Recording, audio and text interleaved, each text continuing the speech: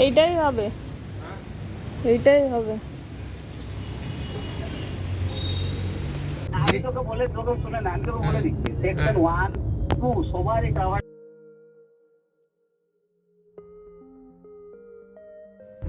নমস্কার, কেমন আছেন সবাই? প্রবাসী লাইফস্টাইলের আর একটা ব্লগে সবাইকে স্বাগত। আশা করি আপনারা যে যেখান থেকেই ব্লগটা দেখছেন সবাই ভালো আছেন এবং সুস্থ আছেন। আমরাও সবাই ভালো আছি। আজকে খুব সকাল থেকেই ব্লগটা শুরু করলাম, আর সকাল সকালই ভাত ডাল সবজি রান্না করে ফেলছি। আজকে যাব আমরা হেলথ চেক আপ করতে। আমি আর আমার হাজব্যান্ড যাব, দুটো বাচ্চাকে ঘরে রেখে দিয়েই যাব।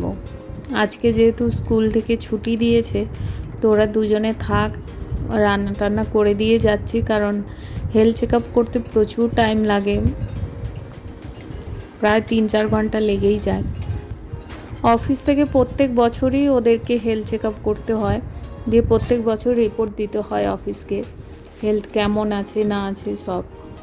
আর ফ্যামিলিরও হেলথ চেক আপের টাকাটা দেয়, শুধু আমারই দেয়। তো সেই জন্য আমিও যাচ্ছি ওর সাথে, একসাথে করিয়ে নেব। বাচ্চা দুটোর জন্য ব্রেকফাস্ট বানিয়ে যাব। আমরা দুজন তো ব্রেকফাস্ট করব না, ওখানে খালি পেটে ব্লাড দিতে হবে, তারপরে ওখানেই টিফিন দেবে। আর লাঞ্চটা বানিয়ে দিয়ে যাচ্ছি যাতে এসে দুপুরে টাইম মতন খেতে পারি। আর এমনিতে অনেক সময় লাগবে, কখন ফিরবো না ফিরবো তার ঠিক নেই। তো বাচ্চা দুটো এখন ঘুমোচ্ছে, আমি সকাল সকাল রান্না বসিয়ে দিয়েছি। করলা ভাজা করছি আর চিচিঙ্গা ভাজা করব, আর একদিকে মাছের ঝোল করছি। আর মাছ ফ্রিজ থেকে যেহেতু মাছটা বের করেছি, তো ওই ডাব্বার মধ্যে মাছের মাথাটাও ছিল, তো আমি ভাবলাম মাছের মাথা দিয়ে মুগের ডাল করব। তো ওইটা আমি করে রেখে দিয়ে যাচ্ছি রাত্রের জন্য, এসে ওটা ফ্রিজে রেখে দেবো। বিকেলে আবার ছেলের দাঁতের জন্য ডক্টর দেখাতে নিয়ে যাব বলে, এই জন্য রান্না একটা পদ অন্তত করা থাক, তো ভাতটা বসিয়ে নেওয়া যাবে। ব্লগটা যেহেতু আগের দিনে শ্যুট করেছি, হেলথ চেক আপ করে এসেই ব্লগটা বানাচ্ছি, তো এই কাজের সাথে সাথে আপনাদের একটা গল্প শেয়ার করি। এই সব সবজি দিয়ে মাছের ঝোল বানাচ্ছি, আর তাই জন্য কথাটা মনে পড়লো। আমি ঝিঙে আলু আর কলা দিয়ে সবজিটা বানাচ্ছি।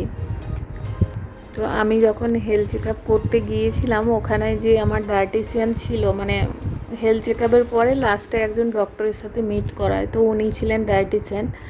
তো উনি আমাদের পুরো সারা দিনের রুটিন নিচ্ছিল। হাজব্যান্ডের আলাদা দেখিয়েছে, আমার আলাদা, মানে প্রত্যেক পেশেন্ট আলাদা আলাদাভাবে কথা বলবে।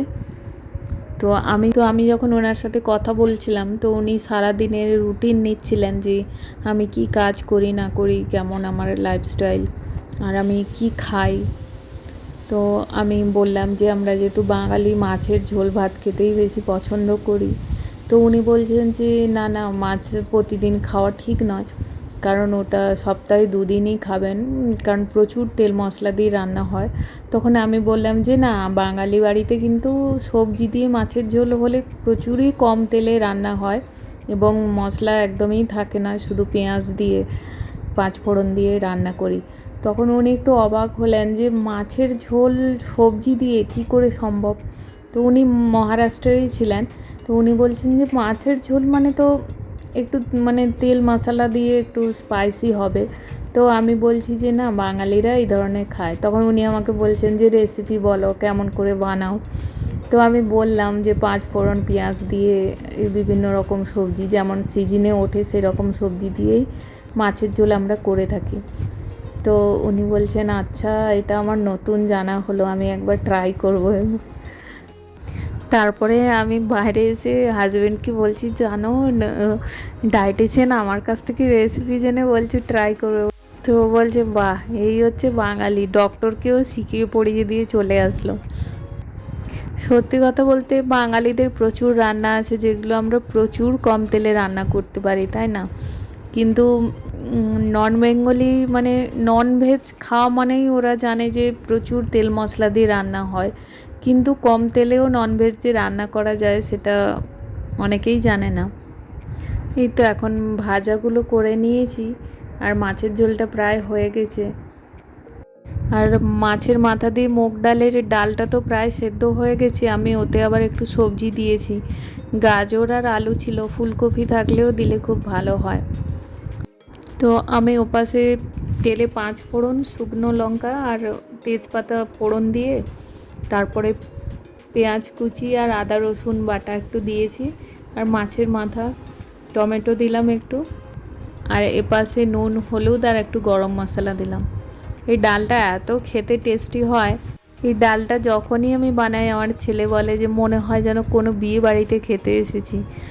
বিয়ে বাড়িতে এই ধরনের ডাল হয়, গরম মশলা আর আদা রসুন পেঁয়াজ দিয়ে, তো ও ওই টেস্টটা পায়। ও যদিও বিয়েবাড়ি খুব কম অ্যাটেন্ড করেছে, কারণ আমরা যেহেতু বাইরে থাকি তো তেমন করে অ্যাটেন্ড করা হয় না। চলুন এবারে রেডি হতে হবে, বর অনেকক্ষণ থেকে তাড়া দিচ্ছে যে এত কি রান্না করছো, শুধু ডাল ভাত বসিয়ে দিলেই হয়ে যায়। তো এখন চান করে আমরা দুজনে বেরোবো, আর ছেলে মেয়ের জন্য টিফিন বানিয়ে দিয়েছি, ওইটা ওরা খাবে। বেরিয়ে পড়েছি এখন, অনেকটা রাস্তা, প্রায় 30 মিনিট মতন যেতে হবে।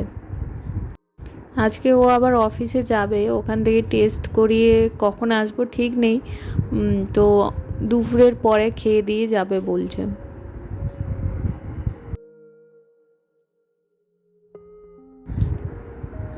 অনেক দিন পরে আমরা দুজনে এইভাবে বেরিয়েছি, সবসময় বাচ্চারাই থাকে আর গাড়ির মধ্যে চিল্লামিল্লি করতে করতেই যাই। ছেলেটা খুব দুষ্টু বদমাশি করে, ঘুমিয়ে যখন গেল তো ঠিক আছে, নাহলে খুব বদমাশি করে, বক বক করতে হয়, বা অনেক সময় মেয়ে কিছু বলছে চলতেই থাকে। আজকে একটু বেশ অন্যরকম লাগছে, গান শুনতে শুনতে দুজনে যাচ্ছি, কিন্তু আবার মনটা একটু ছটপট করছে, বাচ্চা দুটো ছেড়ে কখনো যাই না। মাঝখানে মাঝখানে মনও খারাপ হচ্ছে যে দুটো বাচ্চাকে রেখে দিয়ে এসেছি, টাইম মতন উঠবে কি না, খাবে কি না, দুজনে কি করছে। মেয়েকে উঠিয়ে দিয়ে এসেছি, মাঝে মাঝে ফোন করছি বারবার করে যে উঠেছিস কি না, খেয়ে নে, ব্রেকফাস্ট করে একটু পড়তে বস। ফার্স্ট টাইম আসলাম এখানে, আগে কোনো দিন আসিনি, আর হাজব্যান্ডও ফার্স্ট টাইমই এসে, গুগলে খুঁজে খুঁজে বেশ অনেকক্ষণ পরেই পেলাম।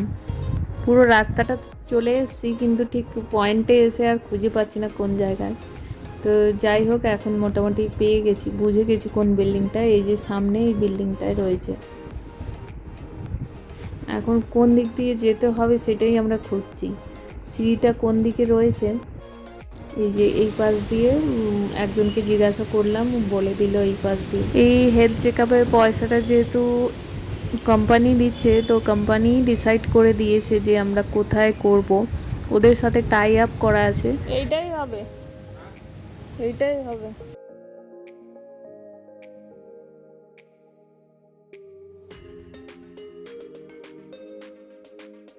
এনডিসি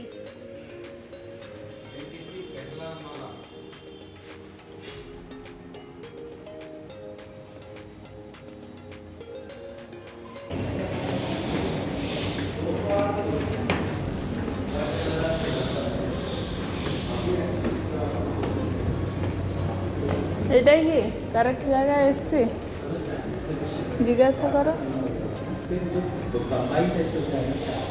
না, সেই সিঁড়িটা মনে হয়।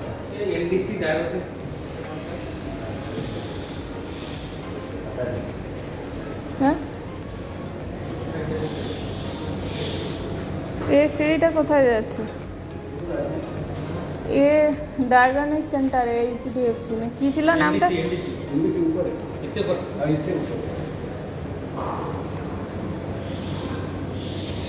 ও এই সিঁড়িটা দুদিকে যাচ্ছে আর কি।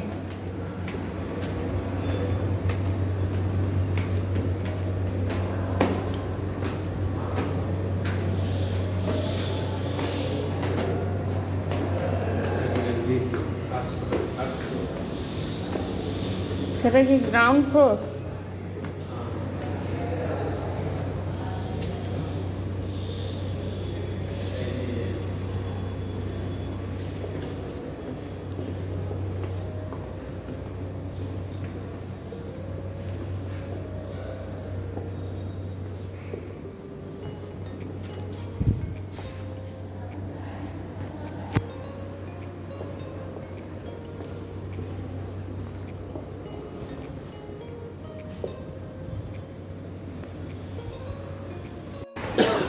এখন প্রায় 1টা মতন বাজে, এখনও চলছে।